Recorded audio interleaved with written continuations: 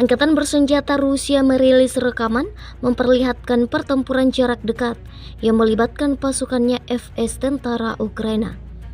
Rekamannya beredar di Telegram pada Jumat 8 November 2024. Tampak pasukan Rusia turun dari kendaraan lapis bajanya sambil meluncurkan rentetan tembakan. Mereka kemudian maju bergerak lebih dekat ke posisi tentara Ukraina.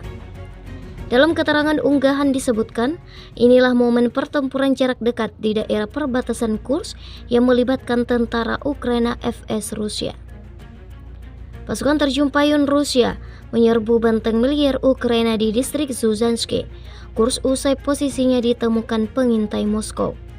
Tentara Ukraina juga terdengar meluncurkan tembakan balasan ke pasukan Rusia. Download Tribun X sekarang, menghadirkan lokal menjadi Indonesia.